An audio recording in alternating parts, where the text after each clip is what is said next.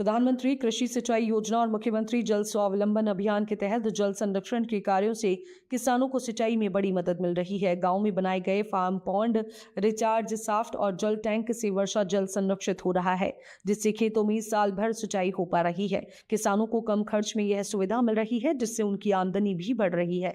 साथ ही जल स्तर बढ़ने से कुएं और नलकूप फिर से चालू हो गए हैं। ये योजनाएं पर्यावरण और जीव जंतुओं के लिए फायदेमंद साबित हो रही है। देखिए, ये प्रधानमंत्री कृषि सिंचाई योजना 2.0 के तहत ये काम जो हमने फार्म पॉन्ड के लिए है, उसके तहत ये करवाया जा रहा है। इनमें इनका उपयोग मेन है कि आजकल वाटर लेवल इतना नीचे चला गया है कि पानी उपलब्ध नहीं हो पा रहा किसानों को सिंचाई के लिए। तो बरसाती पानी से ये भर जाता है बरसात के सीजन में, और उससे जब बाद में सर्दी की रबी की जो फसल होती है, सरसों, गेहूँ, चना, जो भी कुछ करते हैं, तो इससे वो अपनी सिंचाई के काम ले सकते हैं इसको। या फिर कोई इस तरह का किसान है, कोई मछली पालन करना चाहे तो इसमें मछली पालन भी वो कर सकता है।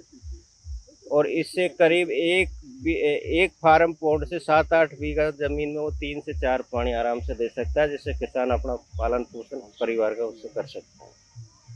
भरतपुर में कहाँ इसको डेवलप किया? ये एक्चुअली क्या है, अभी ये ट्रेंड ये नया आया है इधर, तो कोशिश करें। जैसे अब अपन इस गांव की बात करें, खदराया की, तो इसमें करीब 12-13 पॉइंट तो खुद चुके आज की तारीख में, और भी 5-7 और खुदने हैं। तो हर गांव में हम कोशिश करें कि किसान एक बार तो इसको समझे, इस योजना का फ़ायदा समझे, जिससे उनको भी ये फ़ायदा मिले। तो कोशिश करते हैं कि किसान को जब तक नहीं, क्यों खेत इसमें करीब 8-9 से 10 बिस्वा ज़मीन इसमें उसकी कवर हो जाती है। तो हम ये चाहते हैं कि वो किसान समझे और उनको इसके बारे का लाभ का पता चले, और जिससे वो अपना फ़ायदा उठा सके। इसके भरने के क्या-क्या साधन है सर?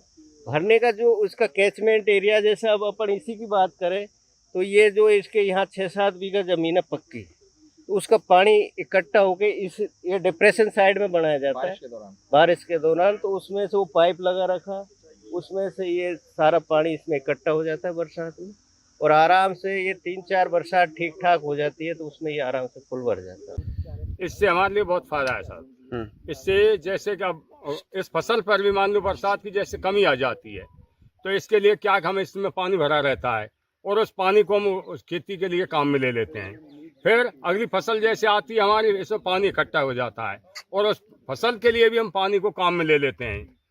और इसमें हमारी कोई लागत नहीं लगी हुई है साहब, सिर्फ 10% मतलब हमने इसमें लागत लगाई हुई है। इसमें मछली पालन भी हो रहा है, और पशु भी पानी पीते हैं। बहुत बहुत लाभ हो रहे हैं।